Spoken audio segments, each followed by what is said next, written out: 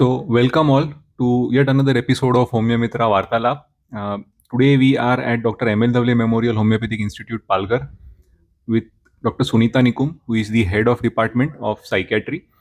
And we are going to talk about a topic which is discussed, but probably the research part of that, I think, may not be, people may not be as familiar with the research part. So, we'll be talking about autism research today. Dr. Sunita Nikumbh has been my teacher. I have learned under her guidance. If you allow me to introduce you, she has been associated with the college since quite a long time now. And she has been teaching psychiatry and homeopathy at Dr. Dhawale Memorial Homoeopathic Institute, as well as she has been part of many projects which involve treating children with homeopathy, especially those who have got scholastic difficulties, ADHD, autism. So, madam, I would request you to tell us something about yourself. Namaste.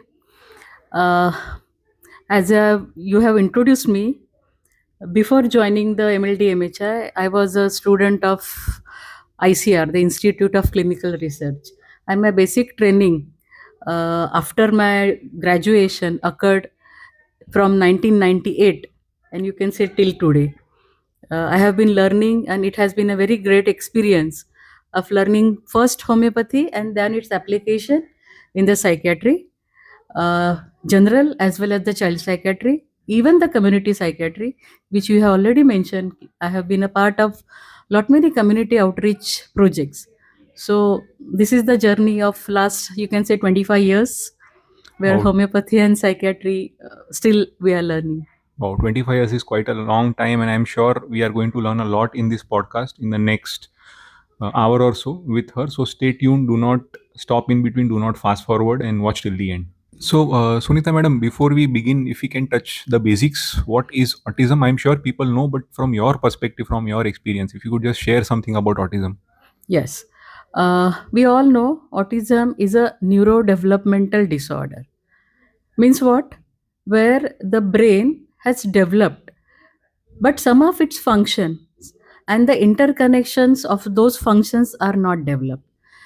Uh, if you ask me what is a common name or how common man can understand this autism, so there is a very, you can say, apt word in the Sanskrit or in the Marathi, which is named as swamagnata, where the child is engrossed in himself and he is least bother about what is happening around, whether he is able to communicate, not communicate, whether he is getting affected by anything occurring outside his world. So he is on his own world, and hence the term swamagnata, and which aptly describe the neurodevelopmental disorder and autism, where the physical growth is occurred, but not the functional part of brain is not developed that much.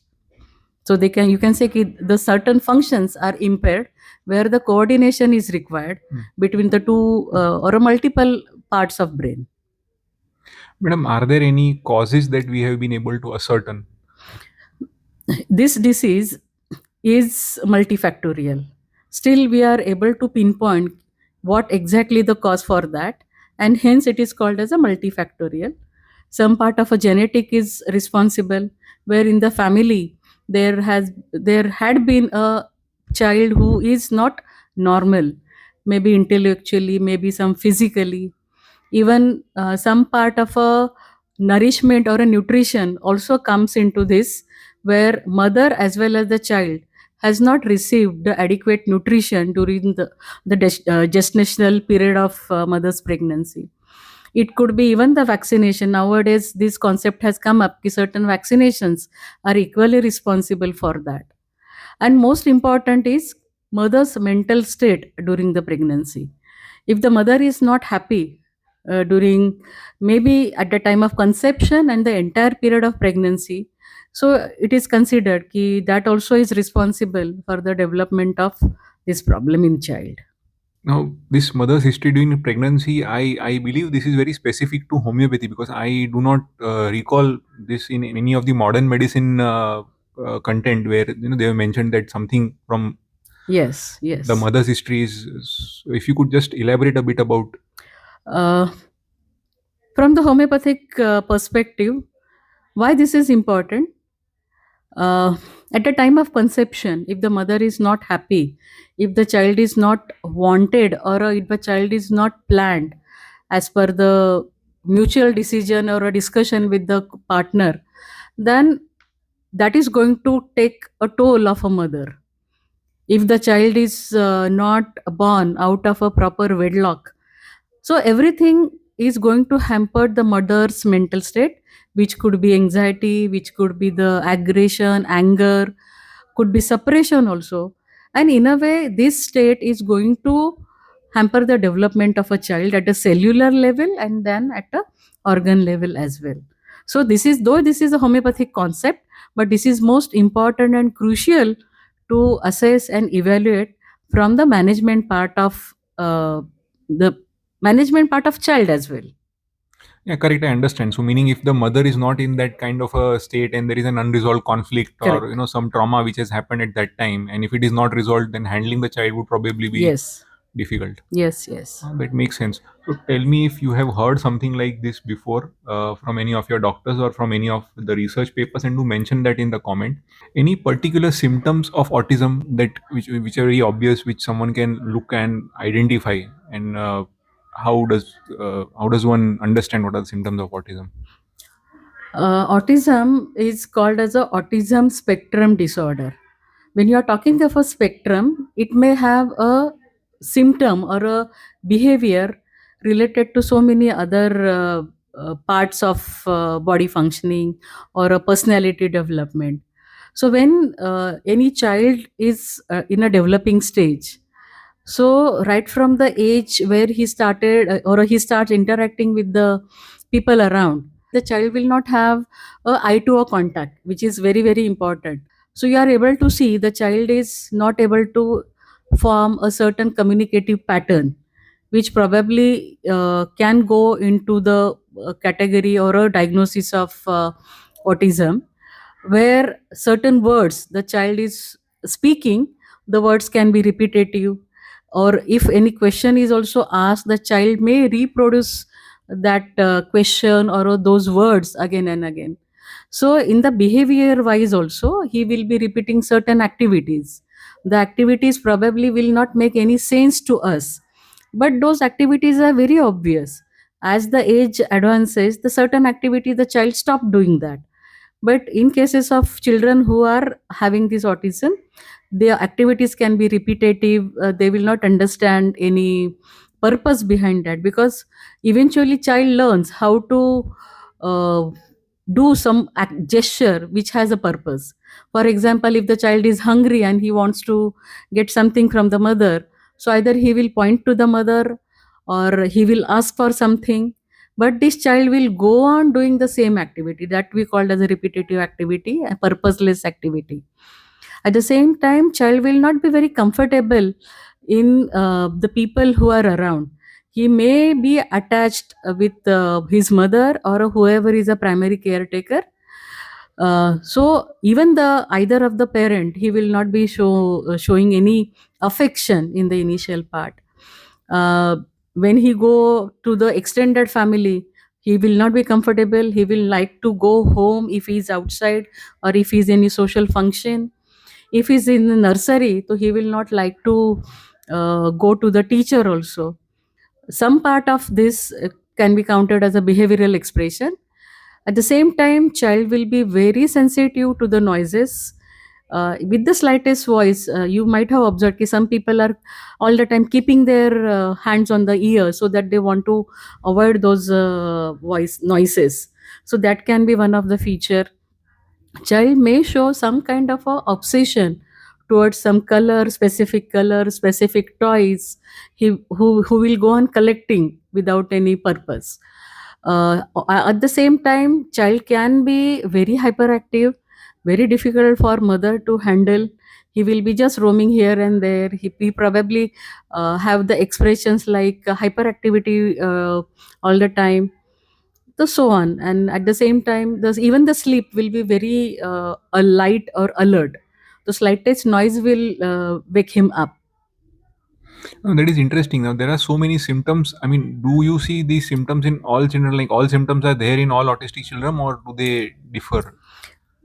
See, diagnosis is not based on the mathematical calculation. If you have some symptoms of, say, behavior, some symptoms of this communication, so it is not like this. In some children, they may come or they may present in a varied intensity. The child who cannot have eye to eye contact may be engrossed in other activity. He will be quite, you can say, he will be sitting without any much of activity, and he will be doing his task. So those also we can see the intensity and the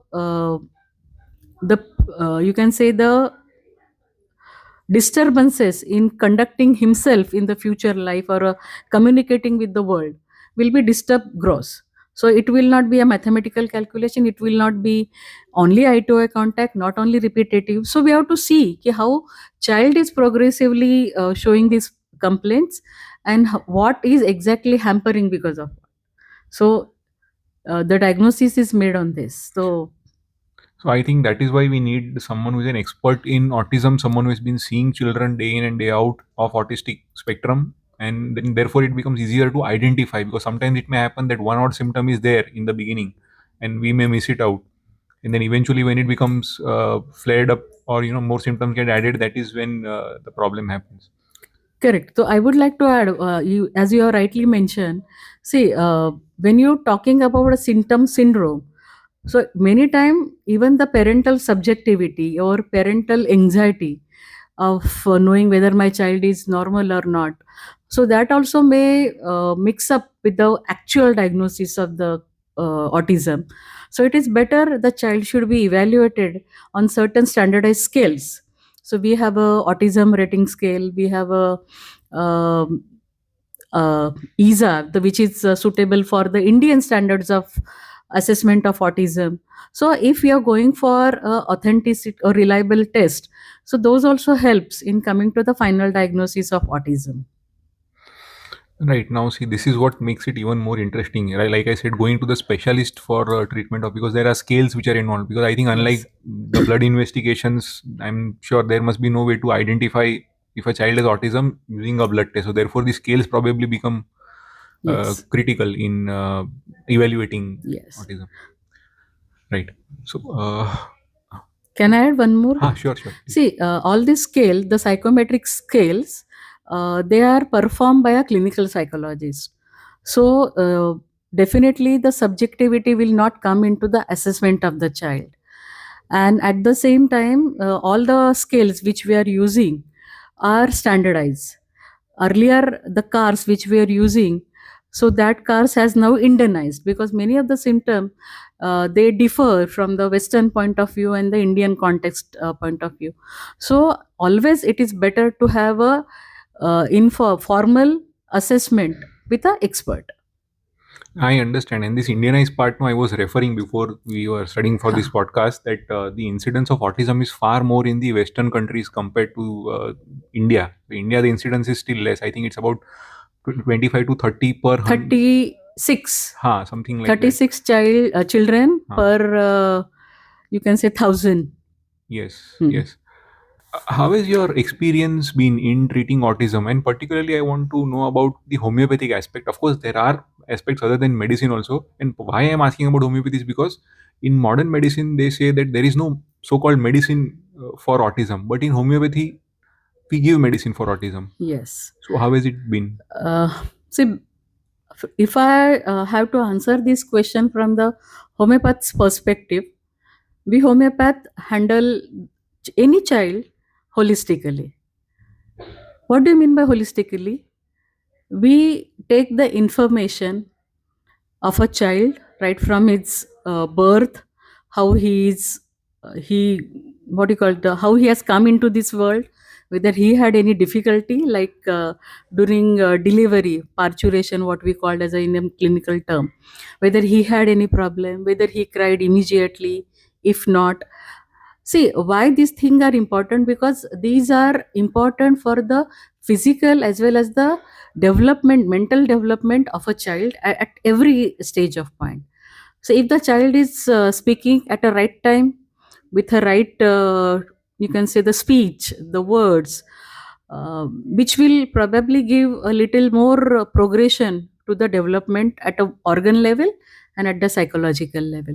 So homeopathically, when we are taking any information or collecting the data from the mother, we should have all this thing in detail. At the same time, as I mentioned in the beginning, ki how a mother's mental state is important, because many time the environment in the family also needs to be considered, because that is going to affect the mother and child relationship, the bond, and even the child's bond with the other family members and the extended family member.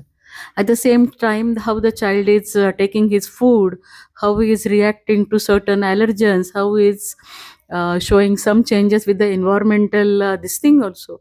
So holistically, when you are taking all this information, we are able to reach to a remedy which probably is more simillimum as per the his constitution.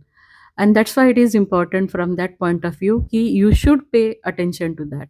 At the same time, the miasmatic concept, which probably still is not prevalent in other medical world, but Hahnemann has spoke about the miasms, and we have studied how the miasm can alter the growth and the development of a child.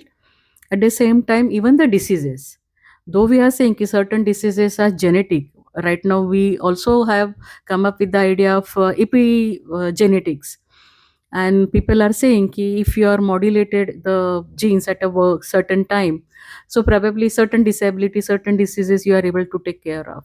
So this concept the Hahnemann has already spoken of in 17th century. So if you are able to understand what miasm was acting at the time of uh, pregnancy, before that, even mother, if the mother has a family strong family history of any miasmatic disease, so that may affect the child's growth in terms of development of mind and body as well. So that is the reason why the holistic view we should take in treating any child who is having autism. So, madam, just one request, because this podcast is going to be for everyone, even people who are not doctors, homeopath are going to listen to this. If you could just, in simple terms, elaborate what is simillimum and what is miasm. Simillimum is the remedy. I think before going to the simillimum, I think I should explain how the homeopathy works, or how homeopath think of any remedy. Uh, in homeopathy, we say कि patient is one personality. Uh, like our all the fingers of one hand are not same. In the same way, the all the childrens of one mother will not be same. So there lies the concept of individualization. So every person is a unique, though he has come up or he has born in a one particular environment, but still, as per the law of first law of psychology, nature and nurture, every child will grow in a different pattern. Maybe certain things are impacting his growth at that time also. Even birth order, one of the psychologists has talked about, John Bowlby, who has spoke about ki even the first child of the family will be different, the second child or a middle child is different, and the youngest child will be different. So many psychological theories also you can study from that individualization point of view, ki how the child is even received in the family, how the nurture has occurred. So when you are talking up any child, every child has born with all this factor which probably is unconsciously acting on him. So suppose if the child of autism is coming with a certain set of symptom, and we are studying this particular case, we have recorded in a format, then we need to see which are the remedies may have this characteristic expression. Suppose if the child is hyperactivity, and in that hyperactivity he is constantly jumping, he is not resting, and we call that as a jumping jack. So you have to select the remedy which probably have this as a one of the prominent symptom. So if you are able to identify, again it is not a calculation ki the child has 5 characteristic symptom and your remedy selected should also have a 5 characteristic symptom. So we have to see the how the child has become a patient. So we called as a evolution of disease. So how the child has evolved with the disease, and which remedy has a one particular evolution. So along with the characteristic symptom, the pace of illness, or a pace of disease, and the environment. So if you study that, and if the remedy is matching with the patient symptom and whatever the proving the Matra Medica has, so we select medicine based on that, and the that remedy is called as a similimum medicine. So I think two things now I understand. One is that such variations happen to change the remedy, and therefore this long case taking that happens. Yes. And the second thing is that Mayasm aspect is, and of course the psychology part is, this is where it bridges with the modern concepts of psychology as well as genetics. So yeah, so homeopathy is pretty much up to date in that sense. So two things I gather over here is one is, or rather, let me put it in one. It is the connect between homeopathy uh, and modern medicine, especially from psychological perspective and the genetic perspective. The individualization part, that even Yes. one variation in the child and the remedy changes, and therefore the result of what comes up changes. Correct. So individualization, at the same time, as I mentioned, we consider man as a whole. So that also the principle which our sir, Guru, Dr. M.L. Dhawale has put forth, ki how the hereditary plays a role, how the environment also plays role in the development of this, along with the stresses, and of course the Samuel Hahnemann who has come up with this particular phenomena. Yeah, I think that was quite informative so far. Now we are going to enter the core subject, which is autism research. So, madam, I have known that you have published papers and you have also been outside of India to demonstrate the results and show it to the outside world. So, if you could just put some light on it, what are the topics? What was your finding when, after so many years of dealing with autism? The research paper which I have presented at International Developmental Pediatrics Conference, Manila, which took place in December 2019. And there, my paper was selected for the poster presentation. But that time also, you have to present the poster in front of judges. And it was a case research of 20 children, and what we have identified, and see, though the paper was published in 2019, but our OPD was going on before that also. So if I have to recollect what was the scenario at that time, when the autism word was also quite new, and since we have been practicing in this area since 25 years, people were not well versed with the autism as a diagnosis. So people, when they approached us for a very classical complaint. For example, the child is 6 year old, and still he cannot speak correctly. His sentences are very short. He is not wanting to go to the friends. He is not playing with them. He is playing alone, or he has some difficulty in school where the children are bullying him. The children are not accepting him in the classes. So those were the complaint with which the parent used to bring the children to us. And when we started taking up the detailed information, then we started getting this symptom syndrome, and it was really difficult ki how we can put up these expressions into a diagnosis of autism, because 20 years back, even the facility of clinical psychologist was very rare for us. So, and for people from this area, they would hardly ready to go to the nearest city where this testing can be done, because that involve lot of commuting problem also. So our international classification that did help us in coming to the diagnosis. So the way in which the symptoms were presented to us, we decided to conduct a study based on that. If these are the presenting symptom, and if this is a classical diagnosis, or a, you can say, the clinical diagnosis we are giving, so what happens with this symptom when you start treating them homeopathically? And what we come to know, if the children who are of less age or are very young, recently come up with this issue, those children have started showing a good response with the homeopathic medicines. Like for example, if the child is unable to speak clearly, so the child started speaking clearly. See, at the age of 4, if the child is not speaking, that is a major concern for the family members to which is bothering also. So with the medication, that thing has started showing first improvement. Even the aggression, where the child is unable to put forth what he is expecting or what he wanting to convey, and where the child was unable to do that, so that behavior, the aggression part, even the some you can say the expressions of aggression, where the child was throwing the objects, beating the other children, so that has reduced. Even the eye to eye contact has started showing a good change. So these changes we started noting. At the same time, we calculated with the cost effectiveness of the treatment. As you know, how minimal we still charges to our patient.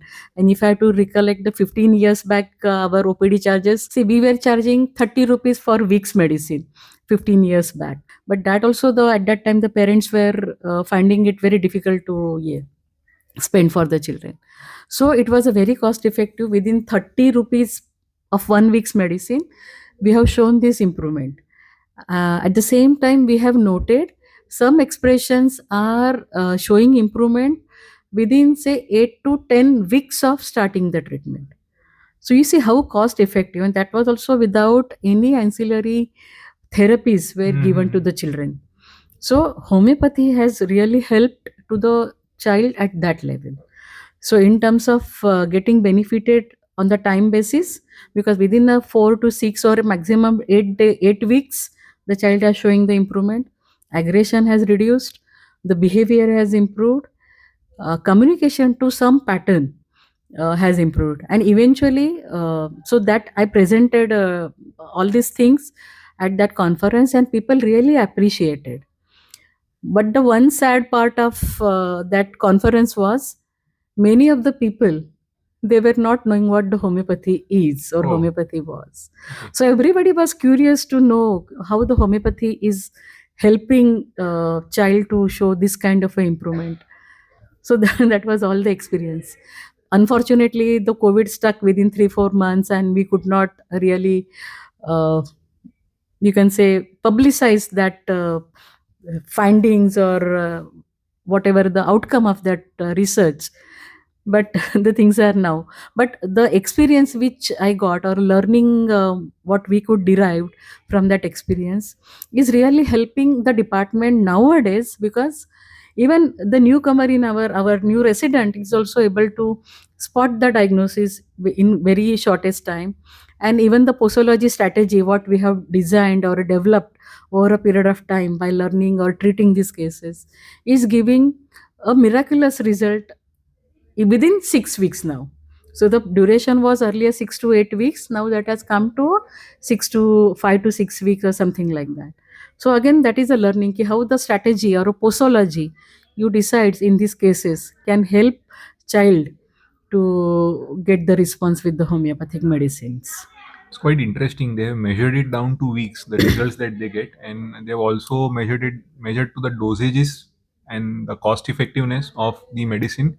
So when it comes to autism and research in Maharashtra, around Mumbai, in Palghar area, this is the place where you need to visit if you are interested. So of course, I'll leave the email ID and everything in the description, and you can connect over that. How can a homeopath learn about autism? Hmm.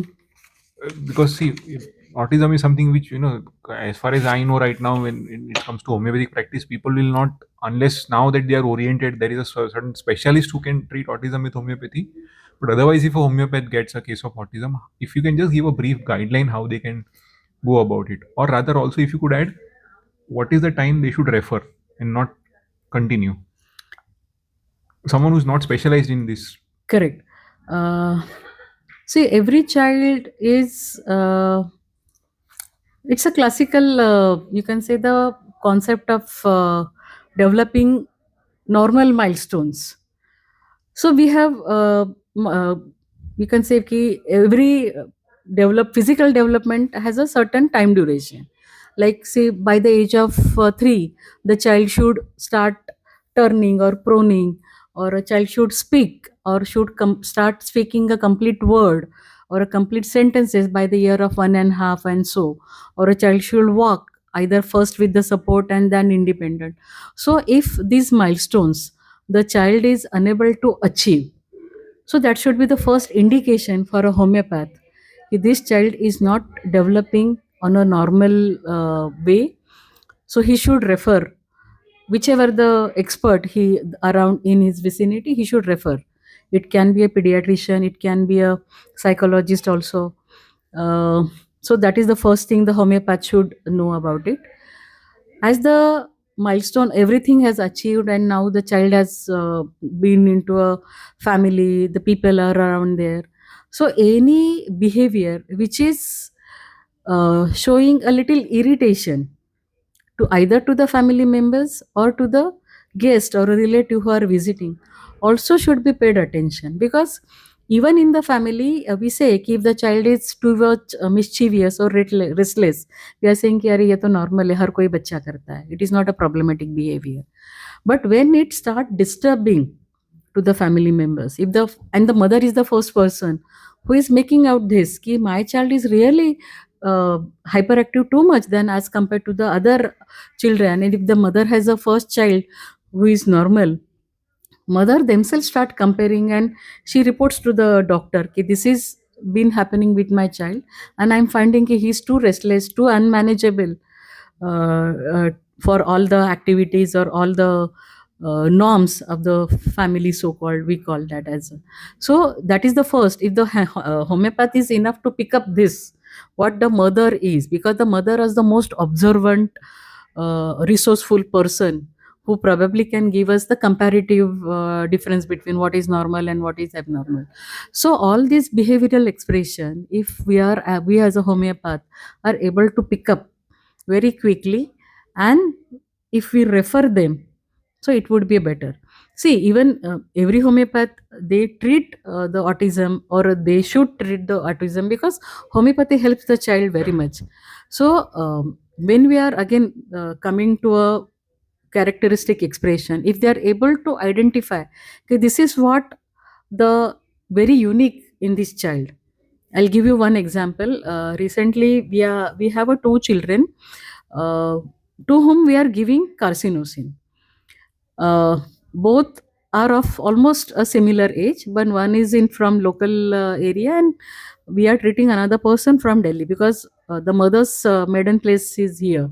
But after the initial treatment, when the constitutional was decided, and she went back to her workplace, and now she is reporting from Delhi, and child is showing a good improvement.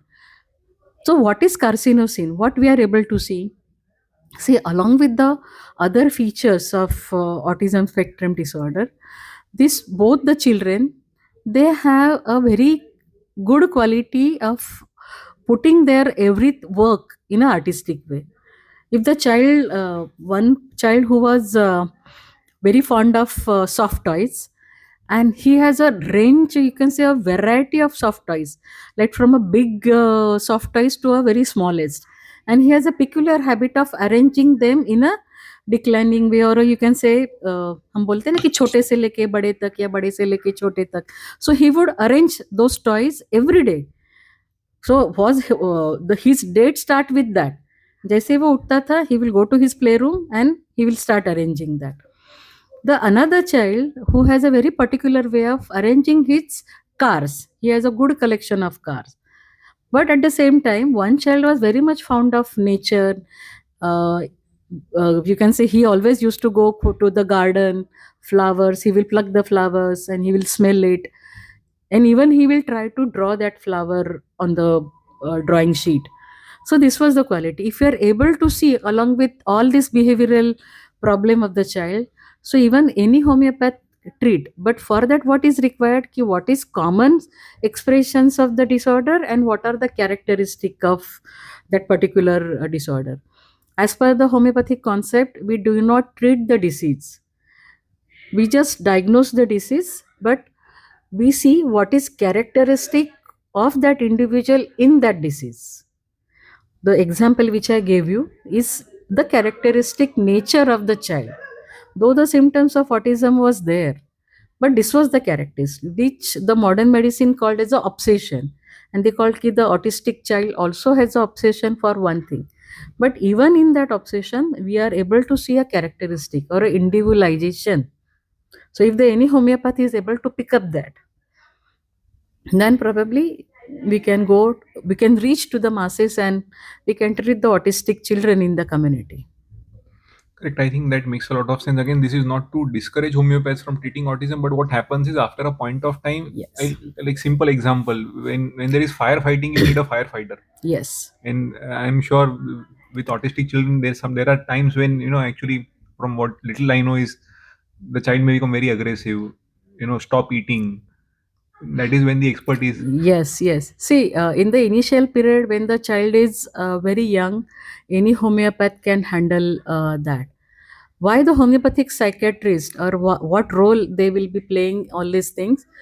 As the age advances, the problem with these children is also getting multiplied, maybe in terms of behavior, their acceptance in the community or their acceptance in the school, the class, even their ability to convey their discomfort or their any discouragement by the teacher also, because some other experiences do come, though we are now started talking of inclusive education, but still some of the school are not so friendly with the special children. So this kind of a things can come up. So the child, if this kind of a stresses the children of autistic they pass through, they cannot communicate.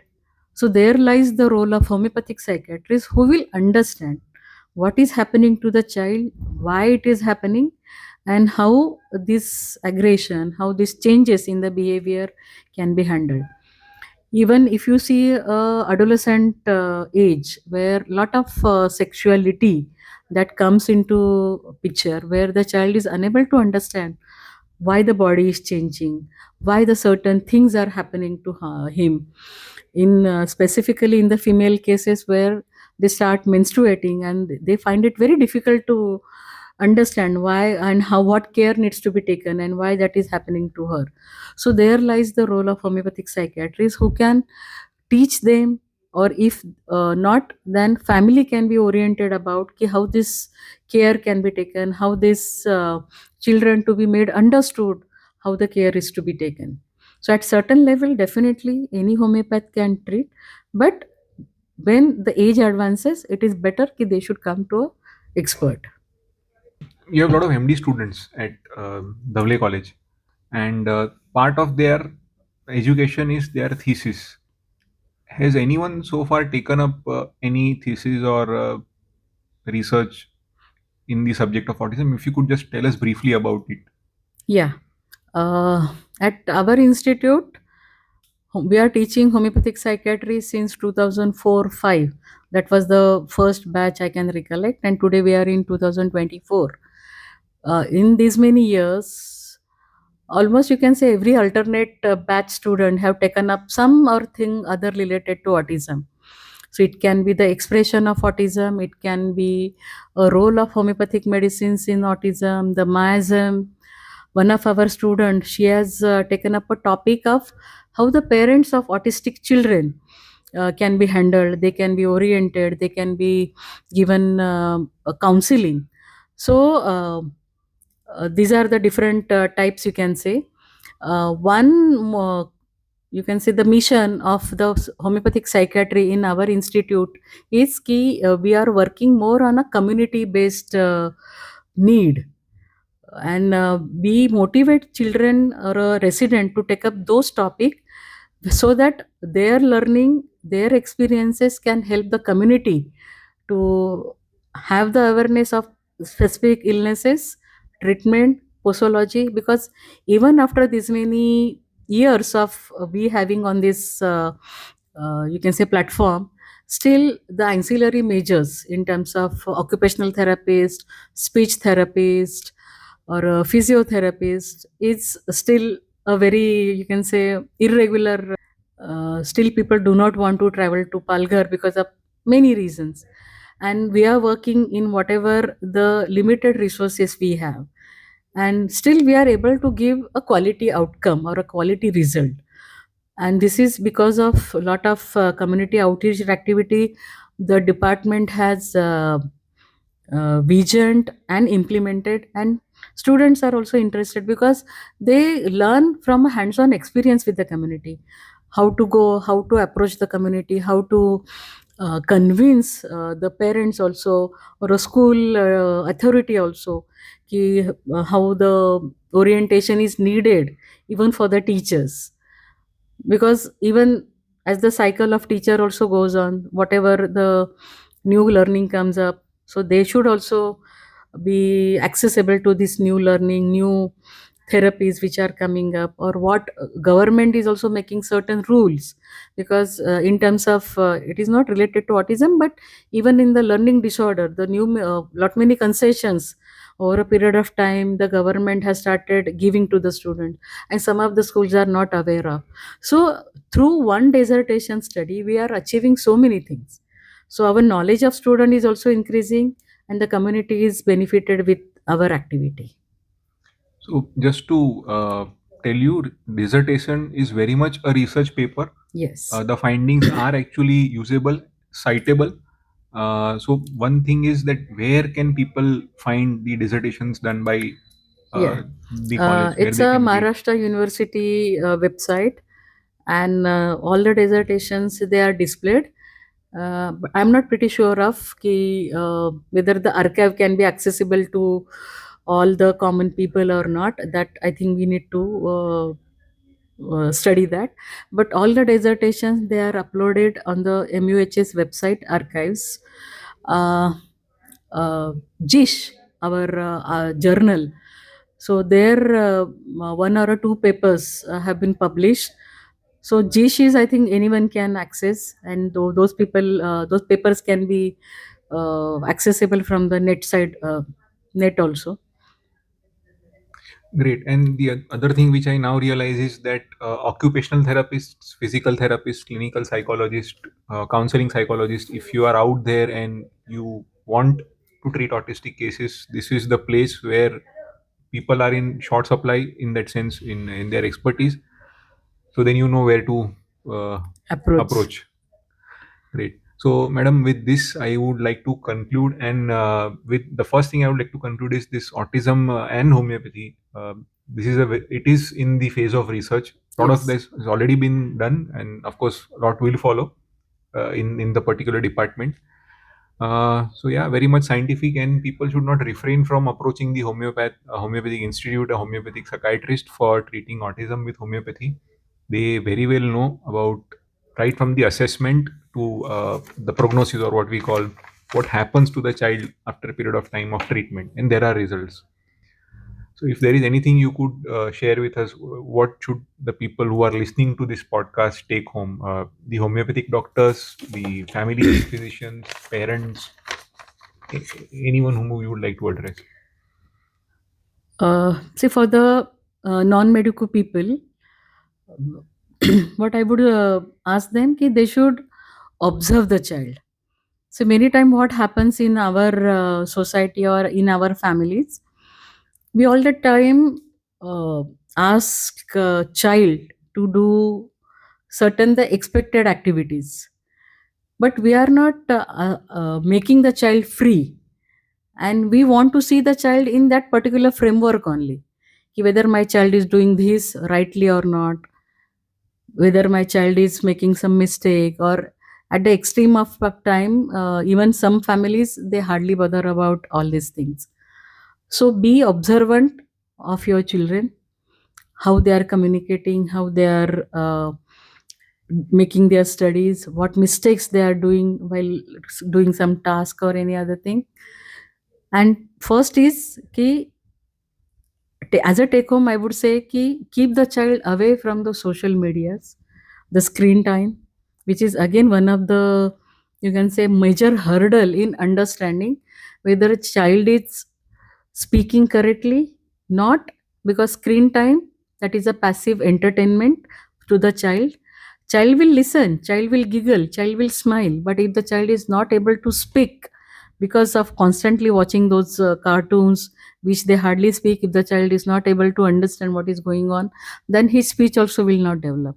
So be vigilant, be observant, and report all the, you can say, deviated, or no, I will not say the abnormal, but which is not normal as per the standard.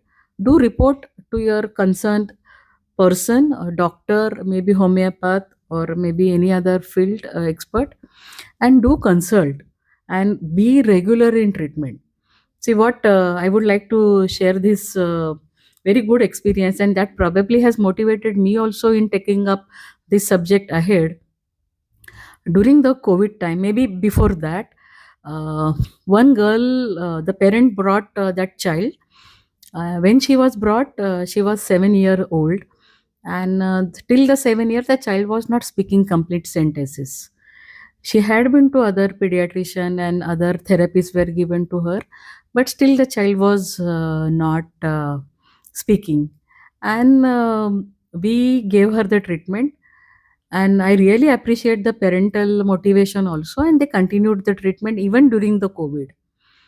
And the interesting aspect of that, ki after the COVID, when the this thing was released, and the first community festival had come up of Ganpati, and during that festival, the child recited Atharva Shirsha, the complete Atharva Shirsha in front of the village people, that also from the dais.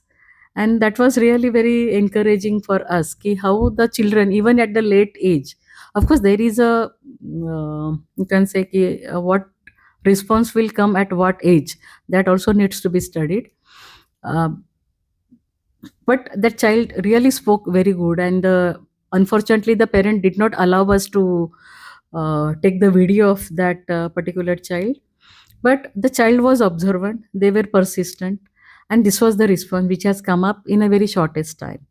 So irrespective of the other therapies which were given to the child, and if the adjuvant, as a adjuvant therapy, the homeopathy is given or any therapy is given, so the response comes very quickly. So one should be uh, keeping or persistent in taking the treatment as well. And whatever the expert asks them to follow, please follow that. So I think this was a great conversation.